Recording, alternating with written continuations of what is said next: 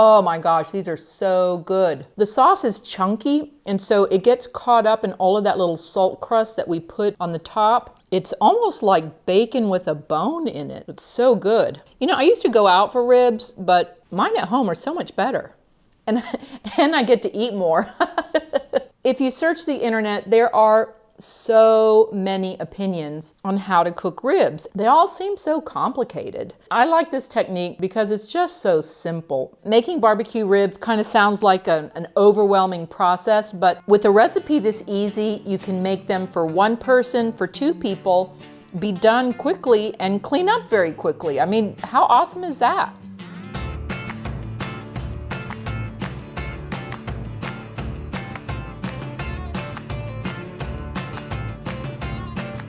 Hey y'all, I'm Melissa Guerra. I am the Kitchen Wrangler, and today we are going to be making roasted pork ribs from the oven. And because they're so incredibly easy, I thought I'd take a little bit of extra time and show you how to make my very favorite barbecue sauce.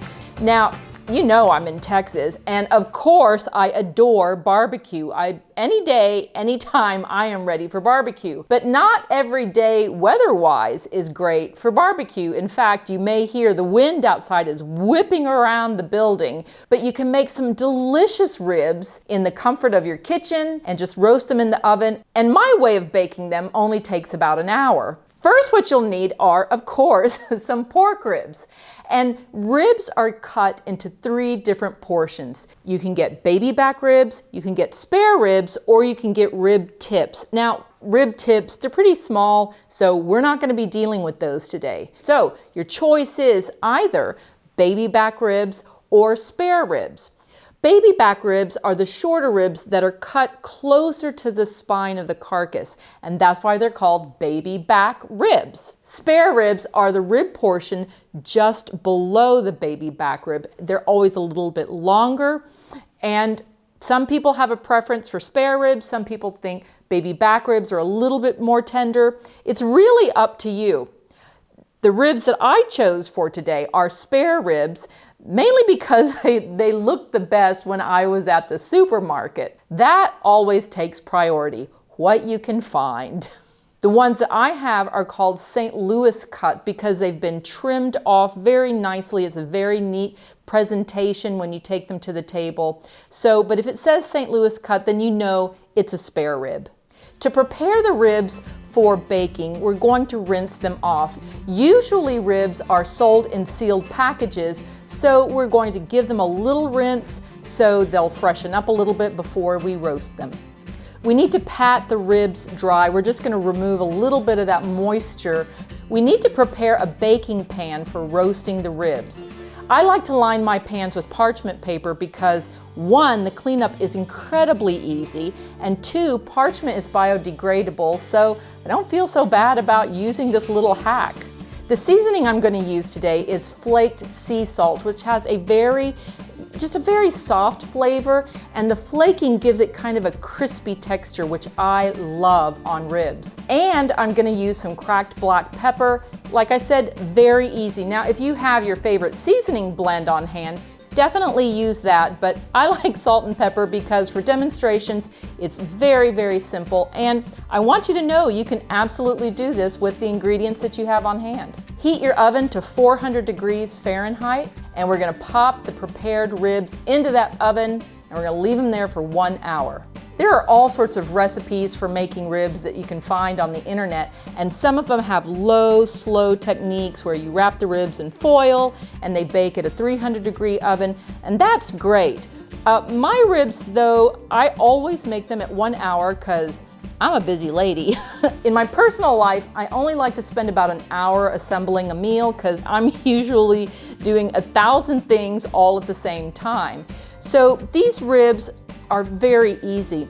In fact, I had a little debate with my husband about these because we were talking about the membrane that's on the back of the ribs. Many chefs recommend to remove that, but I never have. The texture of these ribs, when you try them, you'll notice that they're a little bit firm, they're very juicy, and there's a crispiness to the outside. These ribs are not gonna fall off the bone, but I really, really like the texture. I like the firmness, I like the crispy skin, I love that crispy salt on the outside. They don't take very long and they're very easy to make, so give it a try.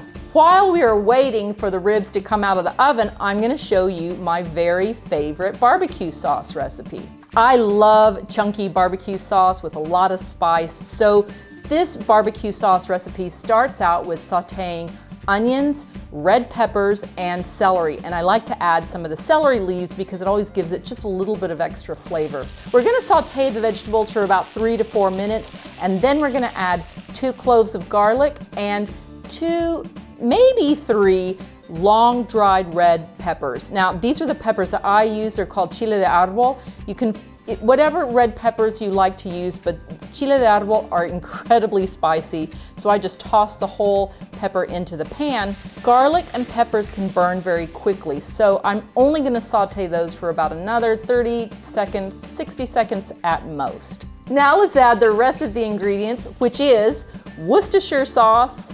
Oh, I had to practice 3 or 4 times to say that.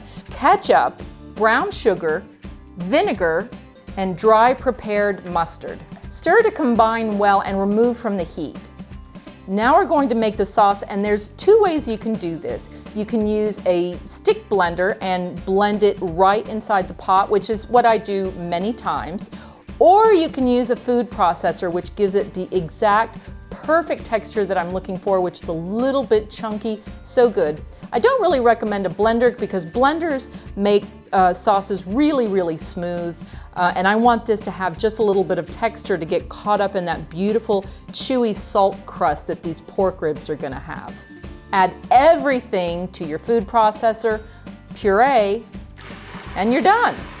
You could put this sauce back on the stove and simmer it for a while, but every time I do that, I end up forgetting about it and I burn it, so I don't do that anymore. What I do is I make the barbecue sauce 24 hours ahead of my meal so that it has a full day to mellow, so the flavors will develop and kind of settle down. Many times when I make barbecue sauce, I'll taste it and it doesn't taste quite right. But usually the next day, because the flavors mellow, I can figure out exactly what it needs and add a pinch, and it's always perfect. This barbecue sauce just doesn't need a lot of cooking, but I highly recommend making it a day ahead of time. The pork ribs are registering 180 degrees Fahrenheit on a meat thermometer, so it's time to take them out. Oh my gosh, they are so gorgeous. Look at that gorgeous crust and the black pepper. They're perfect, and it was just so easy. Salt, pepper, 1 hour, the end. Those are my favorite recipes. And I've got one that I added a little bit of barbecue sauce to. Oh, that looks so good. Thank you so much for joining me here at the ranch. You know, it is my absolute pleasure to share with you all of my very favorite recipes. And you know, you can always email me at help@kitchenwrangler.com, or you can message me through Instagram, through Twitter, Pinterest, YouTube, Facebook. You know I'm always online, and I am always looking forward to hearing from you. I'm Melissa Guerra, I am the Kitchen Wrangler, and I'm looking forward to seeing you here at the ranch again soon. Bye now.